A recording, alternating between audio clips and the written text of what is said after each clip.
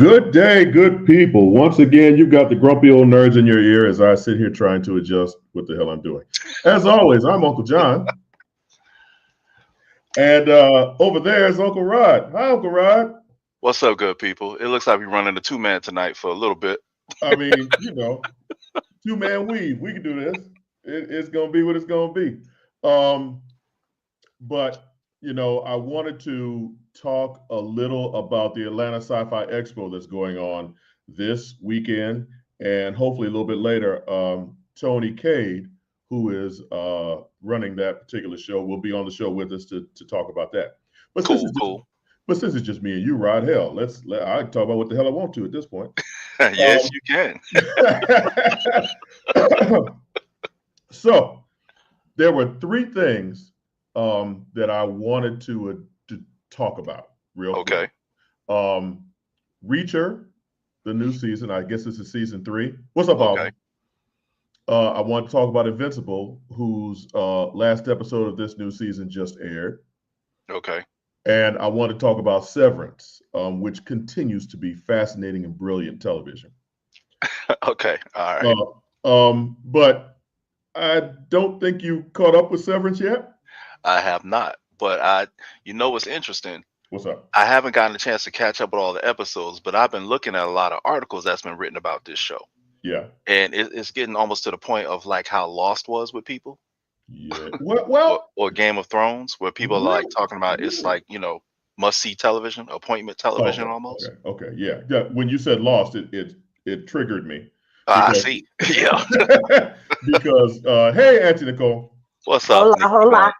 Because when you talk about Lost and the brilliance of the initial run of Lost, right, you also inevitably pigeonhole into how sucky it was at the end.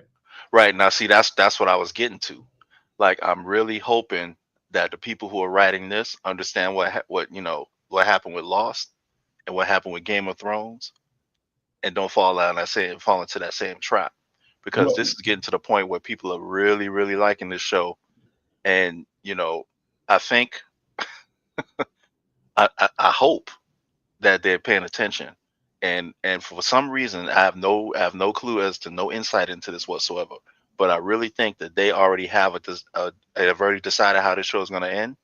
Yeah. I think that they have a definite end in mind for it. What I think is fascinating about shows like Lost or Game of Thrones is that the initial beginnings of it and how good it is, and then people were just kind of like, we don't have an ending for this shit, but fuck it, let's just keep going out there and plow through. Yeah, and part of that was because George R.R. Martin hadn't finished writing the next book. Exactly. That's number one.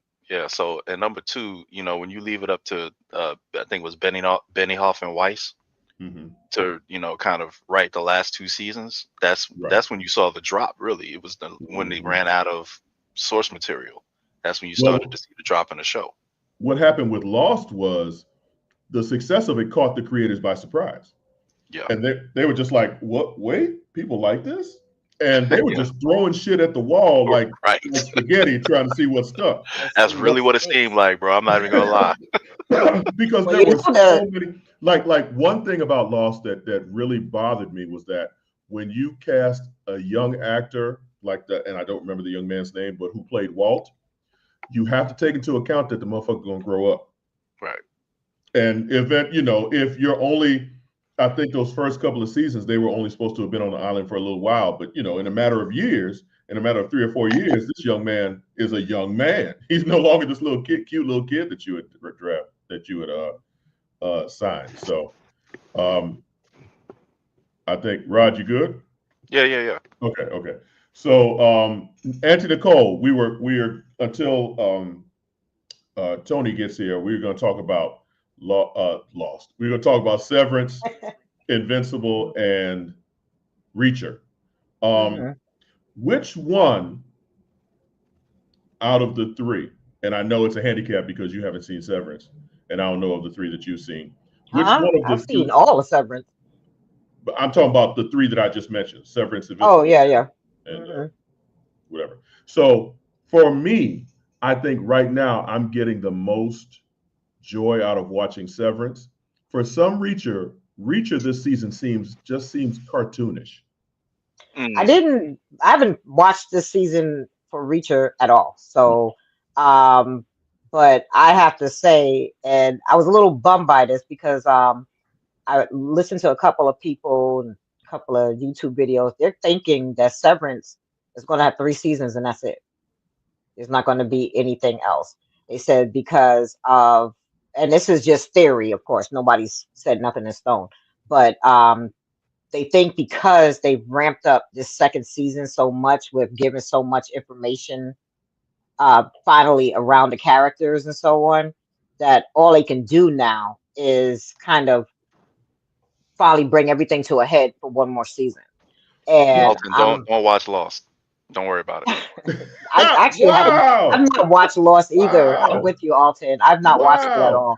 I So think it's good to start out, but then don't be disappointed when it starts sucking. But I think, Nicole, as American TV viewers, we're so used to a show running until it fucking runs out Right. of gas. right, If Severance can finish strong Walking in 3 Dead. seasons, I'm good.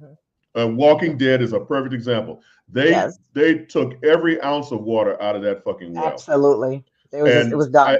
And now they're giving us even more fucking spinoffs. Stop that shit. No, nobody cares about Negan and Maggie. After my third compendium, I was done. It's very telling that the only series that really took off, or a little mini series, was a series with the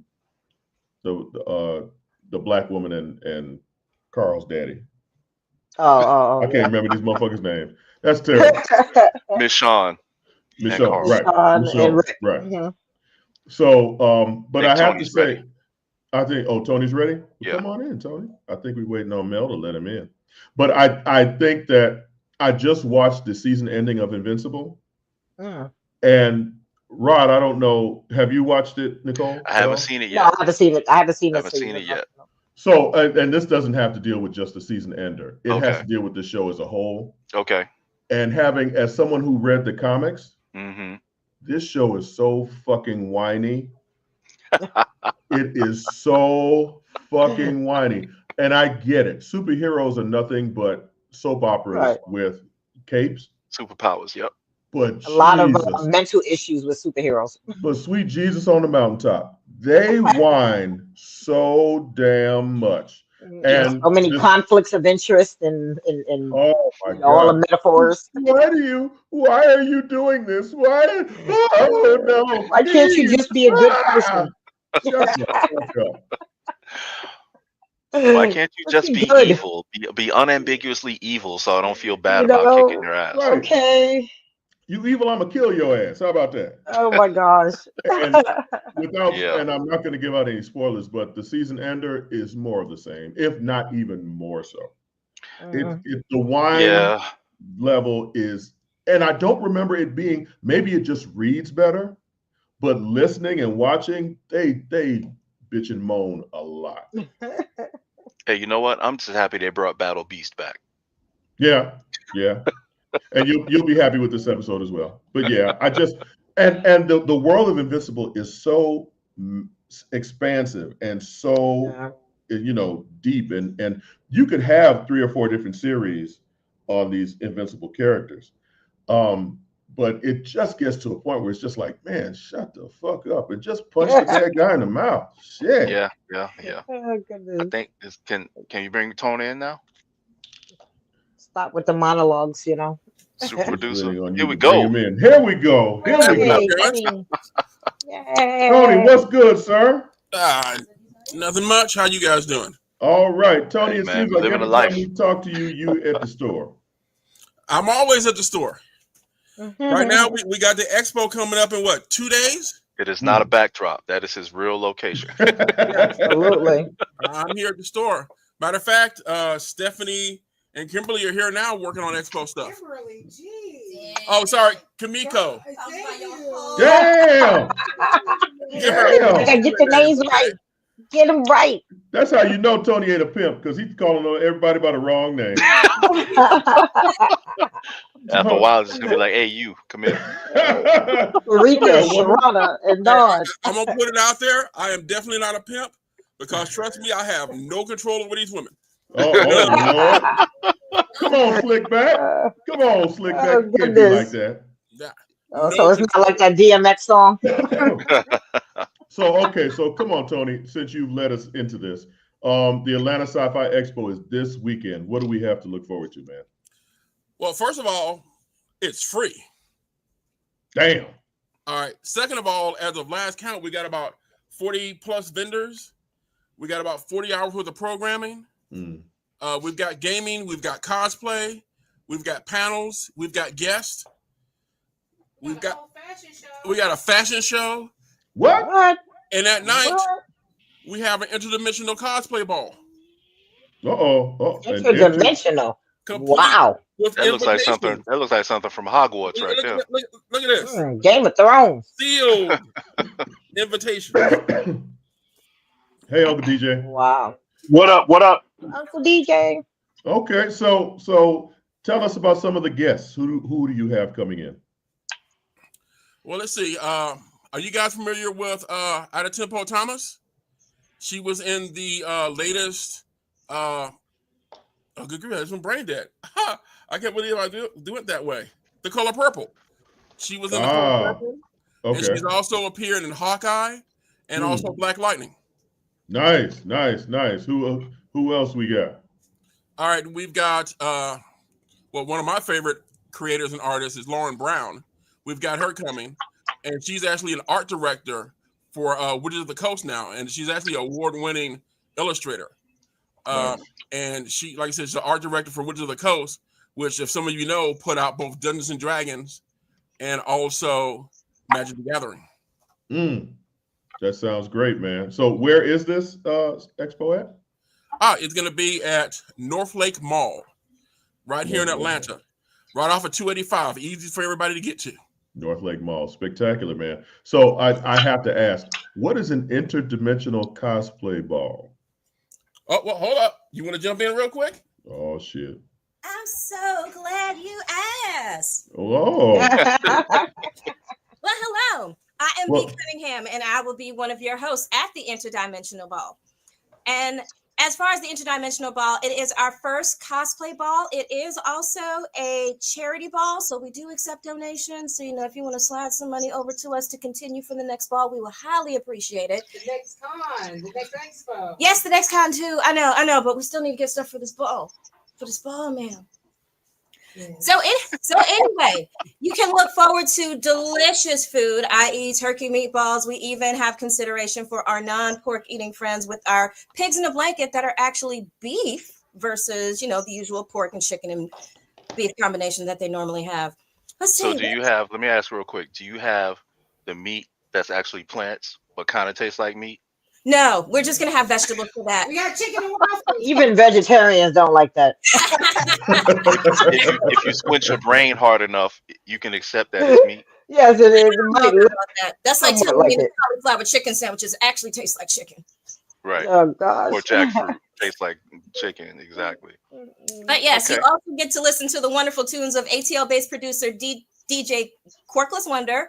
There will also be one of our many Atlanta celebrities, Empty Uncanny, that will be performing as well while you enjoy your food. And then, of course, just dance the night away afterward. And if you're dressed well enough, along with the rest of the Multiverse's best dressed, you might be crowned the new intergalactic emperor and empress.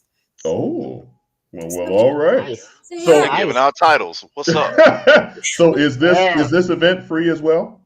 So this one is a ticketed event. VIP, we have 6 tickets left, which includes dinner. So if you do not take up these last 6 tickets, there is some light bites for the peasants, for lack of a better phrase, but I would prefer it if you Damn. I mean, it's okay. There's a different price for a reason. So how much are the tickets? So the VIP tickets are $150. I do believe there is still a couple special going on where it's 2 for $275. And then for our general admission, it is $40. And I do believe there's also a couple special for that one as well. So to attend this event, do you have to be in cosplay?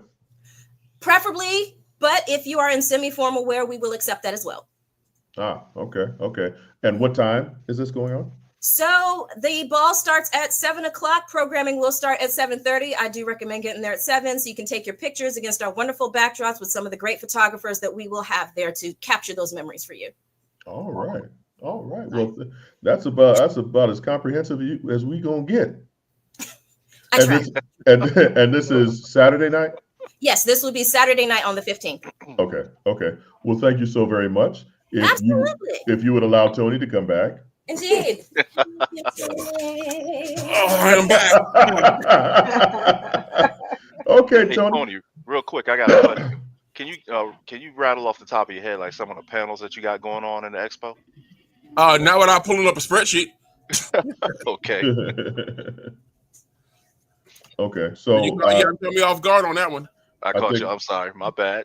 I think is anything comic related? Well, actually, while let's see here, there will be stuff comic related because half of our vendors are going to be independent comic creators. Okay. And we've also got such professionals as Dexter Bynes coming to the event. My man Dex. Okay. We just added Don Hillsman II. Nice. Yeah, Okay. So he's comics. This guy wants comics. Okay, Tony's being summoned from off camera. So Tony, what was your inspiration for this particular event, and how in the world did you get it for free? Well, like I said, I started this. I think we started this back in 2016. Okay. When we did our very first show. Oh, here we are. They're giving me a list of panels. There you go. Let's do that. Right. Let's do that now. Let's see. What do we got here? Just comic related. Let's see. How to be an independent visual artist. Yeah. Okay. Nice. Creating your own indie card game. That's comic related. Let's see. Anime characters. Blah blah blah. Oh, there's photo shoots for all for comic characters. Let's see. Future of AI in comics. Is that a good thing? You know what? That's a great question. I'm on the side of no with that. Character design. Yeah, I was thinking. Black fantasy characters. It's comic related. Okay. Well, it's not really comic related, but you probably get a kick out of the cartoon sing along. The what? It's going to be same shield, but with a twist. Sam Wilson as our new Captain America. Right. Yeah, if you want to learn how to do a little, add a little extra to your comics, there's the intro to character rigging with Toon Boom Harmony. Okay. Yeah, like I said, there's a bunch of stuff for just about everything now. Okay, nice. A little bit of everything for everybody. That's good, man. Yeah, like I said, there's stuff for video gaming. There's stuff here for role playing, computer gaming. How to make jewelry. Like I said, really? Everything. Oh, there's a superhero comic improv. Oh my goodness, I didn't even know about that. Agree or disagree, Shonen Jump for all you manga fans. The director is surprised. So are all of these listed on the website? Man, like I said, this thing is so big. I had to diversify. And like I said, we've got a crack staff and people doing a little bit of everything. Because unfortunately, we all know what happens and stuff when one person, tries to do everything themselves and don't quite pull it off. All right, so my whole thing is like I'm putting a team together, and if we got to fail a team, it's not be one person. Oh, okay. It's also good to have a crack staff because they'll pretty much do anything for $5. You mean a staff on crack? Staff on crack. Well, there you don't have to spend a whole 8 ball. Yeah. Okay. Gotta split it up. Like I said, I'm kind of worried about the fact that you guys know that much about crack, but we're gonna leave that alone. I grew up in Chicago, brother. From Chicago. I'm in New York City. Grumpy New York old City, nerds, man. sir. We've been around the I grew up block in a New York couple of times. City. Yeah, grumpy old nerds, all y'all babies compared to me. Uh, I barely made it to Gen X. I miss Boomer by this much. You remember, I'm the old dog here, brother. I'm the old dog. as we welcome in Uncle Percy. Hi, Uncle Percy. Uncle Percy. Hello, everybody. Welcome to the show. What Oh, is wow. Speed Money? Oh, the first game This was radio over at the voice. This radio voice. Business voice. This cat said, "Welcome to the show." I didn't realize we were at the midnight storm. Okay, so Tony, what are the hours Saturday and Sunday? The hours for the show are going to be on Saturday from 11 to 7, and on Sunday from 12 noon to 6 p.m. 12 noon to 6 p.m. But remember, on Saturday, it's not just 11 to 7. Yeah. It's 11 to 7 for the vending area. Right. But then at 7 o'clock, you go across the parking lot over to the DoubleTree Hilton and get your party on at the Intergalactic Ball. Oh, and Stephanie said to remind you about the food. Okay. All right. So you get your grub on and your party on. Right. And even though our block is closed, you can still get rooms over at the DoubleTree Hilton where we're holding the ball. And for that morning, you get a full breakfast. Nice. Oh, wow. Look at that. So, Tony, I have to ask again. I have to ask again, sir. This is a massive undertaking. How is the general public getting in free? Oh, well, basically everything's being paid for by the vendors and the sponsors. Okay. So you're not doing this for a profit. You're just doing this for the love of the game. Like I said, it's one of the advantages and stuff too. This will be the first year we're actually dealing with a hotel. Okay. And for those of you that deal with hotels and stuff, they can be rather expensive. Mm-hmm. So by having a lot of our major events here at North Lake Mall, we're actually able to do things at a little bit more budgeted. You know what, Tony? I'm going to stop right here before you throw any more shots. No, it's like anybody who does anything at a hotel, hotels are expensive. And then hotels play games with you too. I mean, I worked, as a bartender for Marriott for like over 15 years. Mm-hmm. But they'll quote you prices and you think you're playing one thing, but you're paying something else. Like they'll tell you something. Oh, well, you can get the ballroom for $1,500. And then you hear them say plus. Yeah. Right. Yeah. Right. And so you in your head, you're thinking, oh, well, it's like $1,500, plus some tax. No. It's $1,500 plus some tax plus a service fee. Right. So suddenly that $1,500 is actually over $2,000. And you don't get it. Or they'll tell you something like, oh, well, if you get the room, which we already quoted you for just $1,500, you also got to get some food. All right. And the food is going to be like $3,000. And then I go, plus. Mm-hmm. All right. Then, and then, you're thinking, oh, well, I got $4,500. No, but you want a coat check? Oh, you want a coat check? You want us to open the bathrooms for you? Okay, so you want the coat check, you want bathrooms. We were going to rent out the hallway, but you want the hallway so your people can get to the ballroom? Okay, yeah, plus. That's extra. Right. So, there's you want lights on in there? Is how they make it. You want the lights on? Oh, man. Okay, all right. And you really wanted us to move the divider? Oh, yeah, all of that. So Tony, if there are any of our 2 or 3 podcast watchers who are out here who would like to volunteer, are you still looking for people to help work the expo? Definitely. We're definitely looking for people to help. Matter of fact, tomorrow night, Friday, all right, we have to wait till the mall closes to start setting up. And the mall closes at 7 o'clock.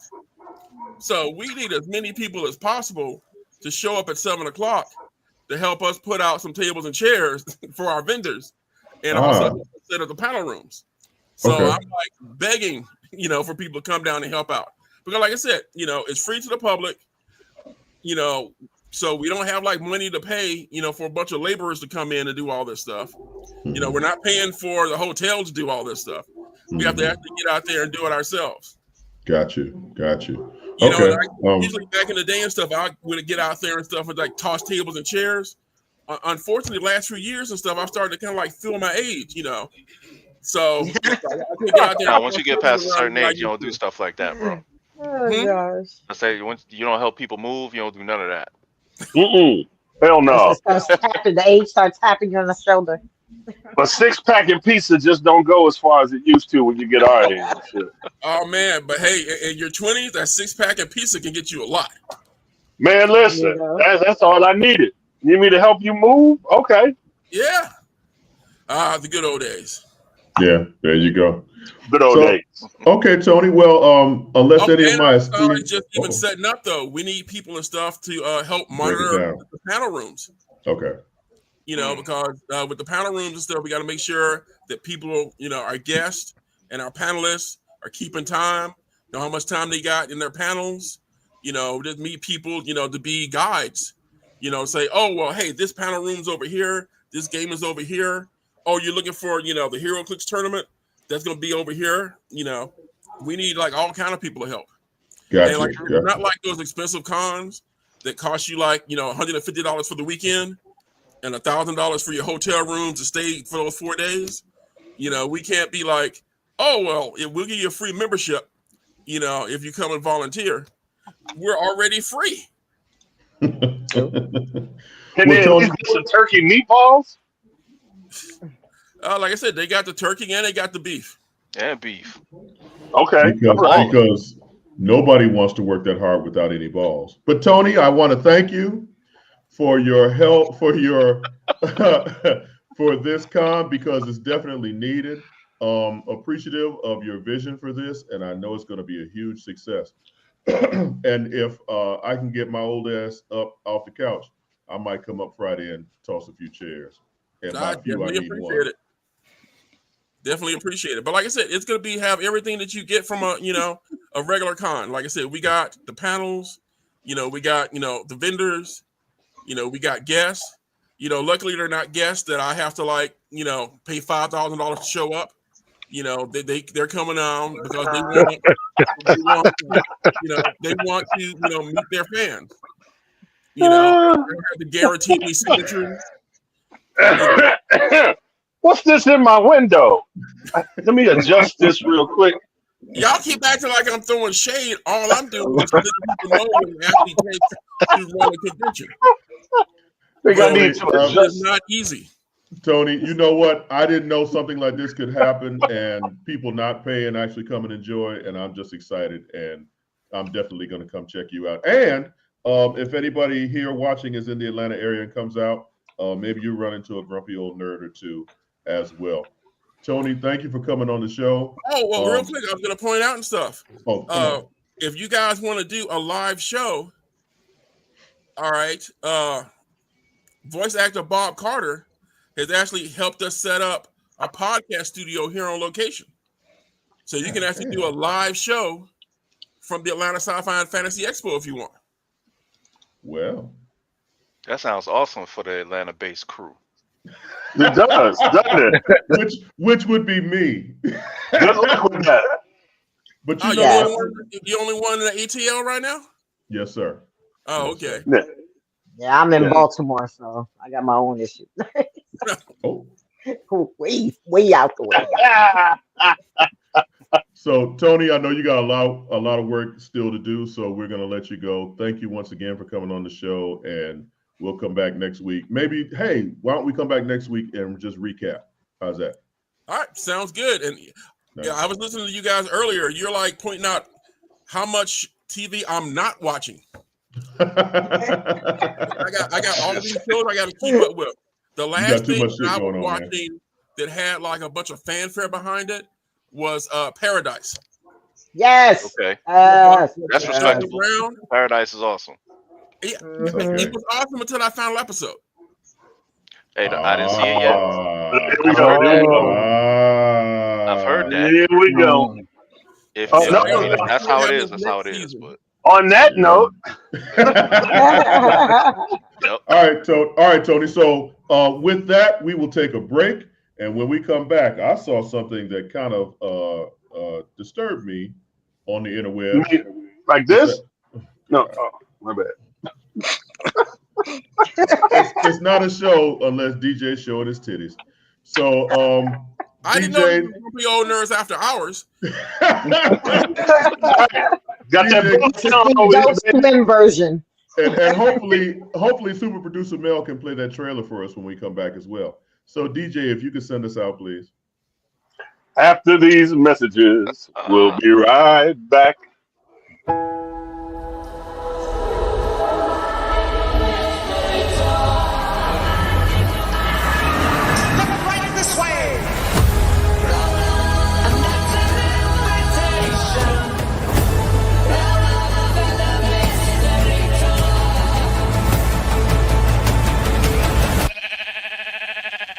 What the hell?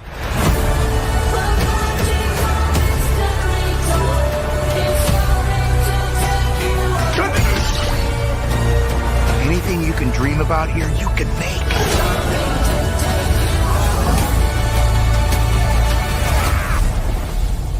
Who are you? I am Steve. Okay. This guy is such a tool bag.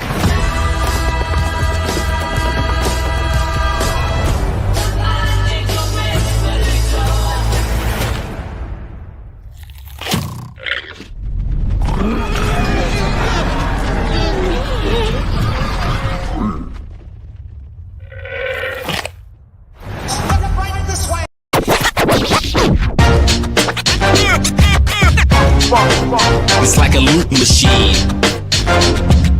All around town, people trying to get down.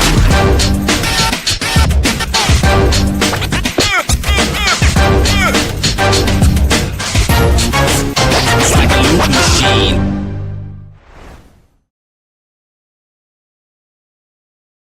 You're looking for the latest information on Southern University sports, the Southwestern Athletic Conference, and HBCU athletics. There's only one place to go.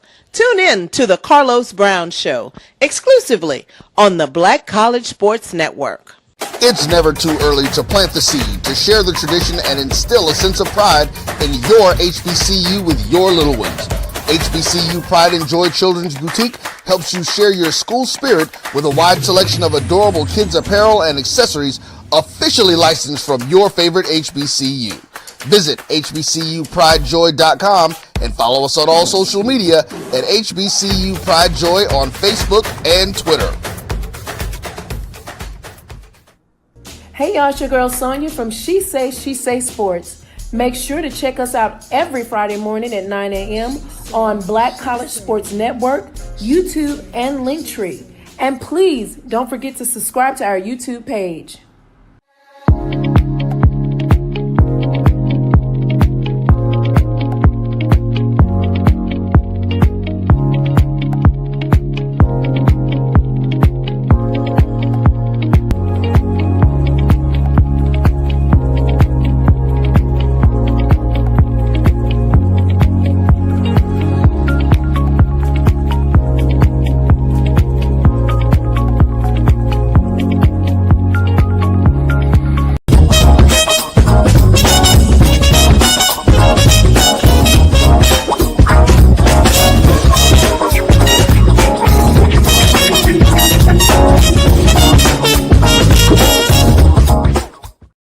Hi, everybody. Welcome back. We're the Grumpy Old Nerds. I'm Uncle John. That's Auntie Nicole. Over there is Uncle Rod. Down there is Uncle Percy. And right under me is Uncle DJ. Nasty. Don't do it. What were you going to say, Rod? I'm just laughing at the chat. So, yeah. So, I saw something. And yes, Mel, we're going to play the whole video. So, I saw something today, as a matter of fact. Everybody knows who Stan Lee is, or if you don't. Stan Lee is one of the creators and head writers back in the day of Marvel Comics, and he created some of the most, and I hate this word, but it applies here, some of the most iconic characters in modern folklore. And I always thought that he was this happy-go-lucky cat, doing whatever he, having a good time creating comics and whatnot. But after looking at the trailer for this documentary, it kind of shows how towards the end of his life, his life and how he dealt with the people around him was a struggle. And some people would say, oh, he did so much for everybody, so on and so forth, and how dare they, so on and so forth. But there's also stories of him not necessarily stealing, but taking a lot of the credit for some of these characters that he did not create.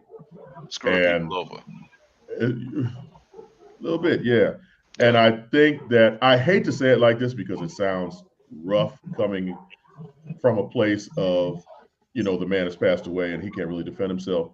But it seems a little bit of karma that he got dogged the last few years of his life this is fucking harsh, and I apologize, with the death of his wife, him being lonely, and the people around him working him like a dog because it reached the heights that he eventually wanted it to reach.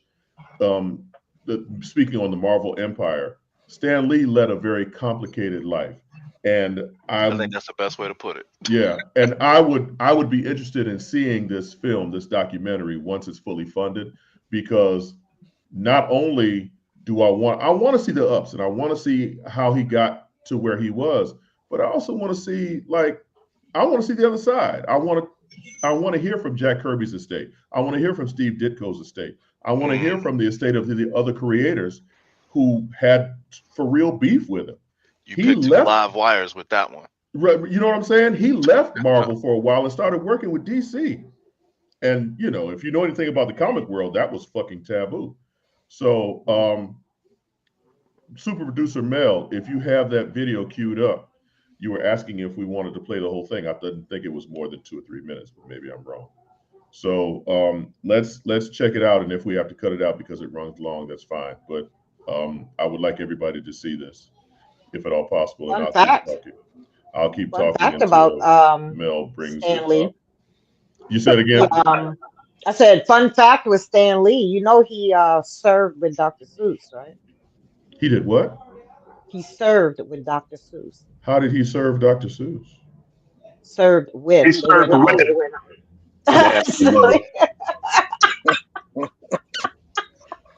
I mean, I just want to make sure I heard it correctly. I think it's serving. I'm like, that's like selling dope. Like what? Yes, he just handed dope out. He was part of the filming crew and so on. And him and Dr. Seuss, they served together in the U.S. Army. Ah, okay. Nice. So, okay, I got you. Rod, so while we're waiting for that video to come up, okay, you might know a little bit more about the tumultuous relationship between Stan Lee and Jack Kirby, because Marvel for the past couple of decades has been Stan Lee, like he did all this shit by himself. Right. Yeah. And I really, what is your opinion on this whole Stan Lee and Jack Kirby and the other creators beef? I think that part of the reason Kirby left originally was because of that. Anytime you see anything early Marvel that really hit it off, 8 times out of 10, Kirby drew it. You look at any of the first appearances of these heroes that now everybody knows about, but at the time nobody else knew about, Jack Kirby drew it. Like, Jack Kirby's style is so entwined within Marvel. Like, they have names for the style of art he did. The Kirby Crackle. The Kirby Crackle, like the energy effects. Yeah, the energy effects around anytime using a weapon or any kind of cosmic ability or anything like that. That particular signature, and it really is a signature, like that's him. Like there are people still imitating that style to this day. Yep. The whole thing about how the characters looked, how everything was inked, because he did a lot of his own ink as well. All of that, it was so much around Marvel. That's how you knew Marvel. When he left and went to DC, then that style became DC style. Everybody was trying to do that. Didn't Jack Kirby create the New Gods? He created the New Gods. The fourth world, yeah. Yeah, he created the fourth world. All of that is Jack Kirby. Darkseid, Desaad, Steppenwolf, all of them. Those are his creations. Mr. Miracle, Big Barda. Yep. So all of those. It wasn't just Stan Lee, but I think Super Producer is ready now. Super Producer Mel, if we could roll that clip, please. My name is John Bullerjack, and for the last 4 years of Stan Lee's life, I was his assistant, his confidant, but most importantly, his friend. I traveled the world with him, witnessing firsthand the incredible highs of his legendary career, but also the heartbreaking lows. Stan spent his final years enduring mistreatment, manipulation, and betrayal at the hands of a few very bad actors. Is there any way to get us out of that San Francisco thing? Or do you feel we gotta do it? Gotta do it. At the time, I didn't have the power to stop it, but I did have a camera and I filmed everything. Whoa, watch out! Sorry. Now I'm asking for your help to finish the film and finally get justice for Stan. This documentary includes first-hand accounts from key witnesses, including comic book legends like Rob Liefeld and Roy Thomas, as well as many others who saw the chaos and unethical acts. This isn't speculation, it's all on camera. Undeniable. This is old Stan Lee coming at you. No, you're not old. Irrefutable. I thought I was finished, but apparently I'm not. No ambiguity. With your help, we can finish the film, expose the truth, and give Stan the justice he deserves. As a bonus, I'm going to share with you some insights on the film from some of the most well-respected creators in the industry. I'll be honest, I didn't know what to expect. When I saw the documentary, I knew some of it, but like most people, I didn't know all of it. And there were pieces of it that blew me away. It's a lot of emotions, dude. It's a crazy roller coaster. Seeing Stan in that situation, being taken advantage of, was really hard to watch. Because I just think, I was thinking of my parents and my grandparents. So I think it's important that people see that even the guy at the top, the most successful comic creator, isn't protected. This film shows behind the curtain that not a lot of us fans get to see. This isn't just a fluff piece trying to attack somebody. This is like, I'll just show you in their own words. I had no idea how badly he had been exploited. And that's a message that people need to hear. I really miss Stan, and just watching it just felt like I really got to know him again. My thing that I hope that, this documentary really does is, shine a light on what was going on. So, that was fucked up. That's an understatement. That was fucked up. That scene with signing everything literally made me think of Severance. Like with him sitting there signing all that gear and stuff. I'm like, wow. For a 90-year-old man to be parked in his scooter amongst memorabilia taking a nap, that's hard to fucking watch. It is. Yeah. Then I'm sure they made millions off that merch. Oh yeah, absolutely, absolutely. Absolutely. And him sitting, it's like he's a prop. He's sitting in the middle of the room. People come in, take a picture, and walk out, and he's just sitting there motionless. Some of those pictures, he's asleep. Yeah. Right. That goes to show you how hard a business that fame is, and it's hilarious. Well, not hilarious, but it's ironic, I guess, that this is the fame that he pretty much wanted, and it got to the point where the tail was wagging the dog, where he no longer had control of the fame that he had created, of this world that he had created. A couple of things. Go ahead. No, I'm done. Go ahead. I was gonna say a couple of things that came to my mind when I was watching him was like, okay, I remember when he was younger and he was really driving Marvel, and like you said, he wanted it to be really big, and he had to sacrifice a whole lot of his the rights to their characters in order to just keep the company afloat, because the company was going bankrupt, right? So he had to sell off the rights to his different characters, different movie studios, and they did whatever they did with them. Sometimes they were good, but 7 times out of 10 was horrible, right? At the time. And then he kept this company going, and now he's to the point where Disney has it, but Disney is able to get all of his stuff back. So now all of his stuff, for the most part, is pretty much home. but he can't really do anything with it because he's just like a figurehead now. You know, it's like you But said, he's just a he's prop. also dead now. I mean, well, at the time before he died, he was just Oh, a figurehead. my bad. Yeah, I yeah, got yeah, you. yeah. He was just a prop, and it's wild because it's crazy to see that roller coaster. But it also came to mind for me that when I'm listening to the other creators and the artists talk about them, it lets me know that they more than ever, I think they need to unionize Yes. because there Yes. are other artists out there who are, and creators who are still alive but aren't really working for those companies, Right. and you know they still have bills to pay. Like there's an organization called the Hero Initiative where they get donations from people to help some of these people with medical bills now that are older and they have ailments and whatnot. They can't pay for them because they don't have insurance. It seems like every other day we're hearing about a comic book creator who needs help with medical bills, right? Right.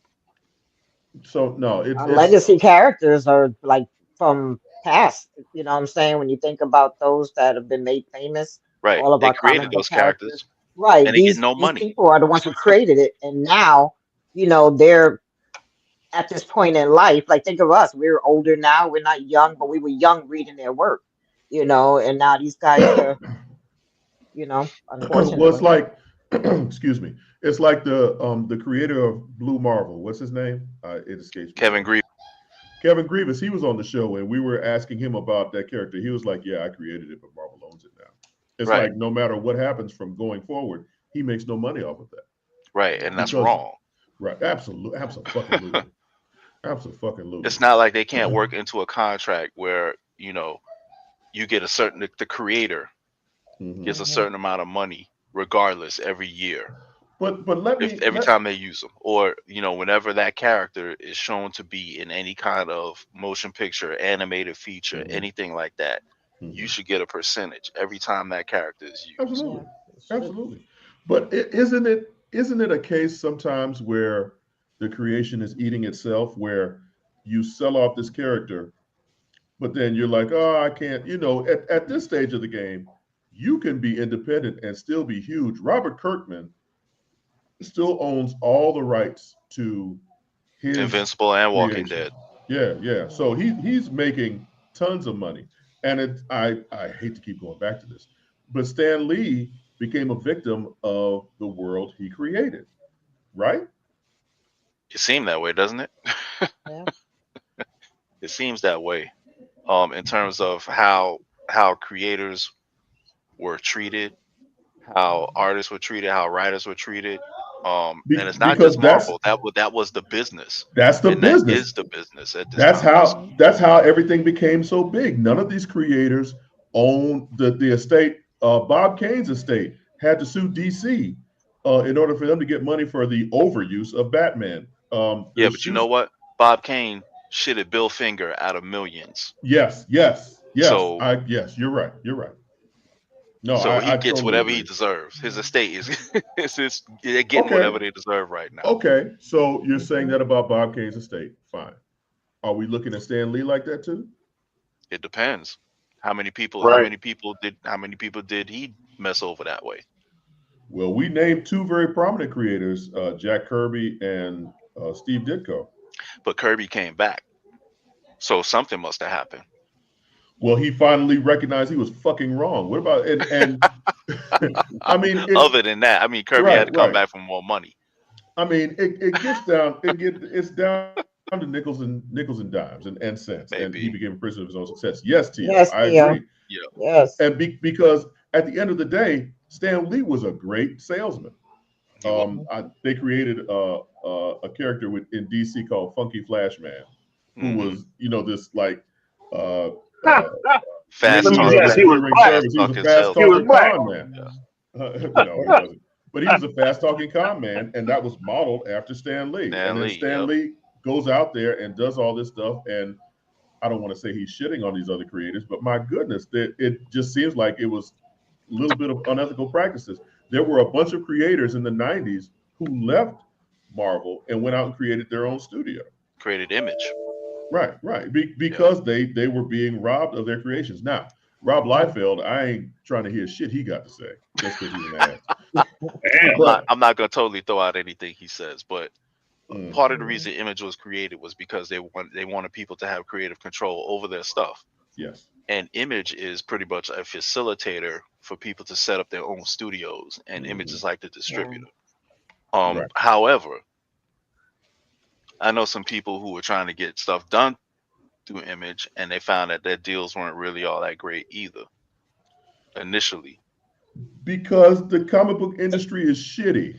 If it ain't yours, then everybody gets a piece of that, and you end up with that the change. You don't really. It's almost like it's almost like the recording industry. To be honest with you. Right. Absolutely. They're making money off of you, but lending you whatever, but you don't get to keep any of it. Yeah. So this is, as you can see by watching the trailer, this is pretty much this film director's plea that he's looking for funding to complete this documentary. I would find it fascinating to watch this, and some of these creators who would come out of the closet, so to speak, and would let people know how badly he was being treated, how badly Stan Lee was being treated towards the end of his life. But now he's talking about evidence as if he's trying to bring a case against people. Did you notice that the wording he gave? Yeah. From the trailer, I'd be looking for that Samoan looking dude. Smack that motherfucker upside his head a couple. Wasn't that Joe Quesada? No. Okay. I don't think so. Okay. You don't think so, so you're not sure. Yeah, Joe Quesada's hair is a little shorter, but you know what? At that time, I don't know when that was done. Right. Right. I just think that, if you're going to shed light on something, shed light on the entire thing. I would like a well-rounded documentary. I have no doubt that Stan Lee was treated shittily, but show me everything, man, because he did some fucked up shit too in an industry that clearly donate. is fucked up. Donate and get it, help get it made. I'll give him a hard $5. How about that? There you go. There you go. So now that we've shitted on that, let's take a break. And when we come back, I don't know what the fuck we're gonna talk about. But Uncle DJ, if you don't mind. I don't mind. After these messages, we'll be right back.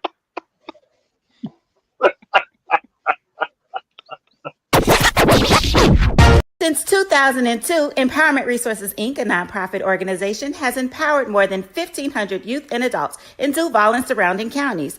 Through its programs, Journey into Womanhood, Girls Mentoring, Life Skills for Teens, and Parenting Education Coaching. To get involved with programs, volunteer, or donate, visit www.empowermentresourcesinc.org. Follow us on social media, facebook.com/empowerment.resources and Instagram.com/empowermentJAX.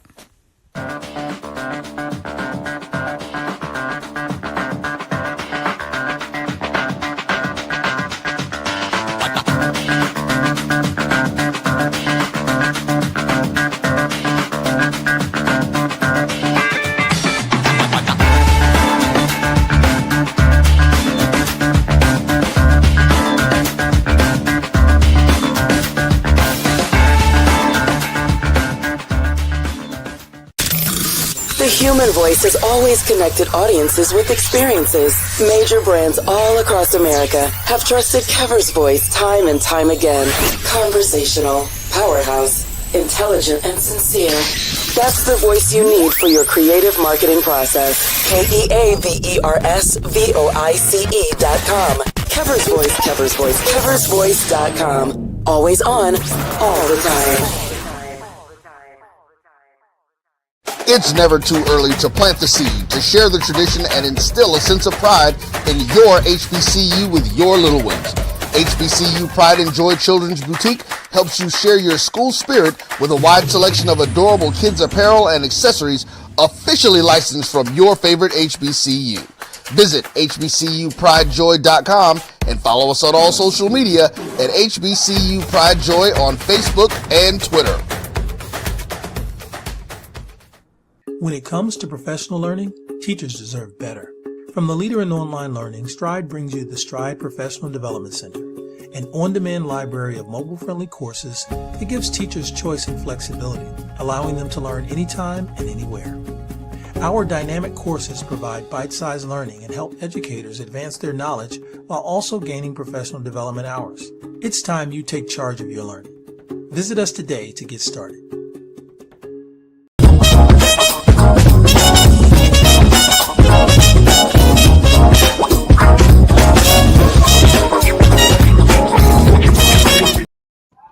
Yes, hey, once again, this is Grumpy Old Nerd.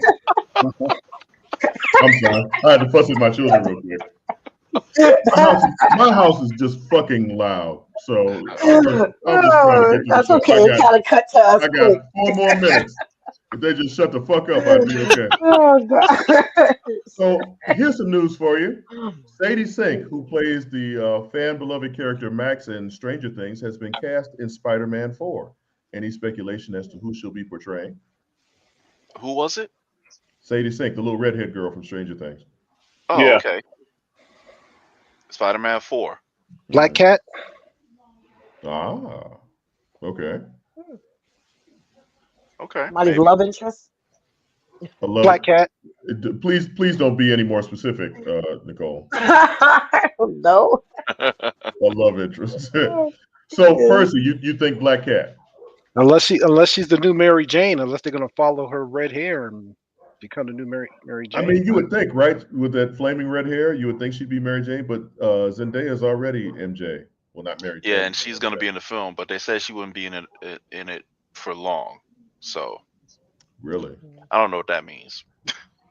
Well, I kind of thought it would be Gwen Stacy. Okay, well, if that's the case, then she's gonna be blonde. Yeah. So maybe she's gonna wear a wig, or she's gonna change her hair color. And spoiler alert, dead. I was gonna say, yeah, at some point. At some point, so yeah. Okay. Well, she got some experience playing dead, doesn't she? Oh, by the way, the anniversary of that issue, I think, is either today or yesterday. Really? The anniversary of Spider-Man 121, I think it is. 121, 127, where Gwen Stacy gets killed by the Green Goblin. Well, she gets thrown off a bridge by the Green Goblin. That's a whole lot of coincidence there, sir. Yeah, and and she dies. Yeah, I mean, spoiler alert. Gwen Stacy. Spoiler alert. Buys it. Okay, well, before she starts playing that whack ass music, I'm sure producer Mel is going to tell us to get off the air. So, Uncle Percy, what you got for us on the way out the door? We got, it's been so many goddamn people passing away. Sam Moore, of course, Angie Stone, Roberta Flack, Jerry Butler. But then last week, was it last week or this week? Dwayne Wiggins. Roy Ayers. Yeah. Roy Ayers. What the hell is going on? I mean, all of our the people we grew up listening to. Time, motherfucking time. I would rather be hearing about them than y'all hearing about me. How about that? And then, hey, if you want to put it that way. And I know you guys didn't know about this one, but Stedman Pearson. You know who Stedman Pearson is? Heard about that. Sure. Some kid from a boy band, right? Kid. Kid. From a boy band? So Five Star. You don't remember? Five Star was he was a kid in a boy band back in the day. It was a boy band with girls. Girls. Three lovely. It was 5 siblings, 3 girls, 2 boys. Oh, okay. Okay. All right. But yeah, that I was just listening to some 5 Star the other day. That was messed up. Yeah. But they were too Michael Jackson-y for me. Yeah. Everything was. That's what they were trying to do. Everything was back then. Yeah. No, but they were like Michael Jackson. They even got the surgery. Yeah. Wow. Yeah, their father was saying that was it. That was the point of what he was trying to do. He was trying to create another Jackson 5. Yeah. Yeah. Wow. So they were huge overseas, where they came from in the UK. I mean, they did okay over here, but they were, of course, bigger in the UK. They were huge in the UK. Yeah. They were moderate successes here. So, kind of like Robbie Williams. He was okay here, but everywhere else he was huge. So, No, I was gonna say Baywatch. That motherfucker was huge in Germany and shit. He's a For fucking Hoff. David Hasselhoff. yeah, he's a fucking god over there. Isn't that crazy where these people blow up overseas, but here people are just like, yeah, what the fuck ever. Didn't New Kids on the Block or one of those boy bands, they blew up overseas before they even came over here? Or it's like that's where they got started. Ron Perlman, he started them over there. And that's what people Ron Perlman was running a damn Ron Perlman, that's the actor. That's what Nicole just said. Ron Perlman. Yes. Look. Okay. That's what I said, DJ. Y'all saying some wild shit. I missed the days of the hour and a half. I missed the days of the hour and a half show. That's all I'm saying. Okay. Well, that's our show for tonight. For Uncle Percy, Uncle DJ, Auntie Nicole, Uncle Rod, super producer. Happy birthday, Gus. Yes. Oh, Original Grumpy Old Nerd. OG Grumpy Old Nerd. The OG Grumpy Old Nerd. Milk is chilling. Yeah. For all the people I just mentioned, and super producer Mel and Cousin Amayu. Cousin Amayu, come on back. We miss you. You all have been blessed with the Grumpy Old Nerds. Thank you for hanging out with us for this past hour as we talk nonsensically about a whole bunch of shit. Join us next week for some of the same tomfoolery. Night night. Peace.